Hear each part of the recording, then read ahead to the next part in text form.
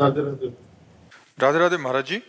महाराज जी, आध्यात्मिक पथ पर पारिवारिक कारणों से प्रगति नहीं कर पा रहा हूँ महाराज जी, कृपया मार्गदर्शन करें। वैसे हमें तो लगता है कि ऐसी कोई पारिवारिक समस्या नहीं है जो हमें अध्यात्म से विलग कर सके।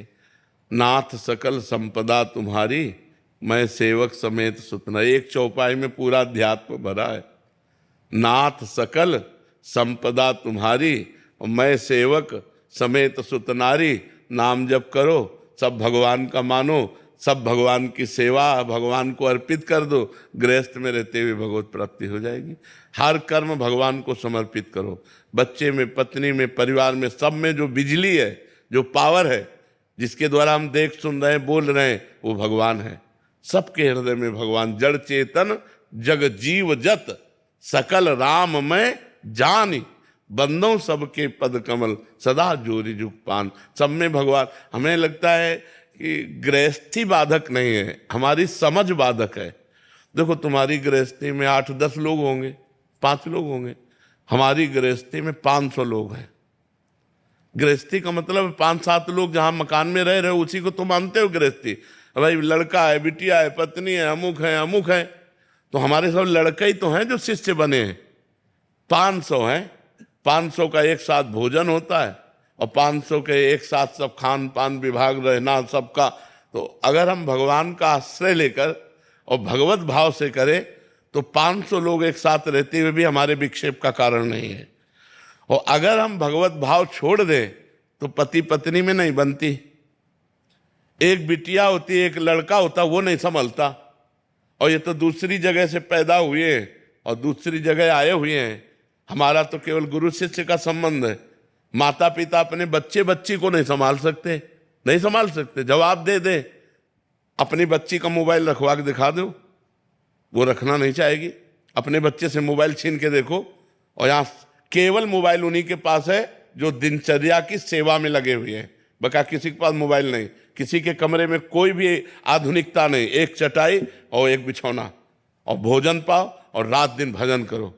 सब नौजवान हैं, मतलब 15 से लेकर के 35-40 तक के सब हैं। हम ना टेंशन में है, ना ये टेंशन में है। सबको है कि ये लोग, इनको है कि महाराज जी, और हमें है कि महारानी जी। तो कोई टेंशन में नहीं। अच्छा, अब अपने घर में आप टेंशन में हो, ये समस्या है। अपने घर में आप टेंशन में हो कि यार कैसे चलेगा, क्योंकि आपको चलाना है ना।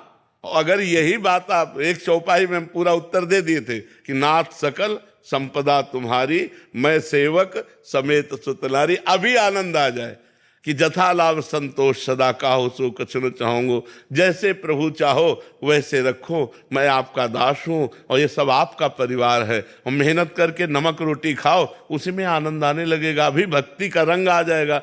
पर इतना चिंतन बदल गया।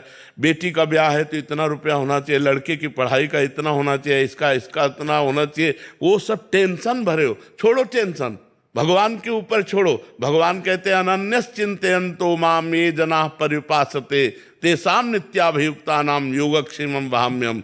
जो मेरा अनन्य चिंतन करता है उसके योगक्षेम का वहन मैं करता हूं। अगर अपना भरोसा परमात्मा में लग जाए तो आप कह सकते हो कि आप बाबा जी हो। नरसिंह मेहता जी गृहस्थ थे।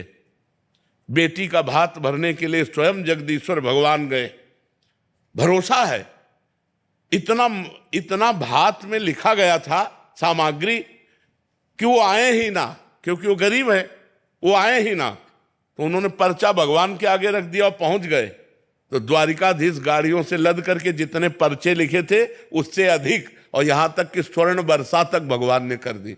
तो हमें भरोसा होना चाहिए। वो कहानियां ही नहीं है, वो हम अपने जीवन में देख रहे हैं। अपने जीवन में देख रहे हैं। जहां हम मांग करके खाते तो कई कई दिन भूखे रहते, पर आज भगवान के भरोसे में है तो 500 लोगों की व्यवस्था होती। तो हमें लगता है गृहस्थी हमको परेशान करने वाली नहीं, हमारा चिंतन हमको परेशान कर रहा है। यदि हम ये चिंतन में भगवान का नाम बैठा लें और विश्वास कर लें तो पक्का समझो, अपने खेने का भरोसा रखोगे तो डूब सकती है, लेकिन फेंक दो हरि शरणम, अब मरूंगा, भगवान मार दो, तो पक्का ऐसी लहराएगी कि नाव किनारे लगी जाएगी। जो भगवान के भरोसे हो गया बस सबसे कठिन बात है भगवान का भरोसा होना। हमने जीवन में ऐसी ऐसी घटनाएं देखी है कि 1 सेकंड चूक हो जाती तो मर जाते। कई घटनाएं जीवन में देखी। गंगा किनारे जा रहे थे, भ्रमण करते थे, गंगा किनारे ही भ्रमण करते थे, तो ऊपर से पूरा सूखा और नीचे सैकड़ों हाथ का दलदल, कि मतलब तो हम अगला जो ही कदम रखने में आवाज है, ए बाबा सावधान आगे मत जाना दलदल है। तो हमने पीछे बहुत देखा लेकिन आवाज वाला नहीं मिला, और आगे छड़ी मारी ऐसे तो गप से छड़ी चली गई, ऊपर की पपड़ी हट गई। अब बताओ अगर हम आगे चले जाते और हम धंस जाते तो वहां कोई निकालने वाला नहीं था। आवाज कौन दिया? उसी परवाह। हमने बहुत देखा कि किसकी आवाज आई, लेकिन सावधान आगे कदम मत रखना दलदल है, एकदम भगवान की आवाज हुई, जैसे आकाशवाणी होती है, ऐसे कदम कदम पर भगवान हमें प्यार दुलार कर, क्योंकि भगवान का भरोसा, भगवान का आश्रय, वही हम कहते हैं आप भगवान का आश्रय ले लो, भगवान के भरोसे हो जाओ, जैसे रखे वैसे रखो। सुदामा जी को कई कई दिन भोजन नहीं मिलता था, लेकिन अपनी निष्ठा और भक्ति को तोड़ा नहीं, तो जैसी द्वारिकापुरी वैसी सुदामापुरी की रचना हो गई। हमें विश्वास करना चाहिए भगवान लक्ष्मीपति हैं, भगवान करुणामय हैं। जिस दिन उनकी दया दृष्टि हो गई माला माल हो जाएंगे। वो देते हैं तो कहते हैं ना, छप्पर फाड़ के देते हैं, कहाँ से आ जाए कैसे आ जाए कुछ पता नहीं।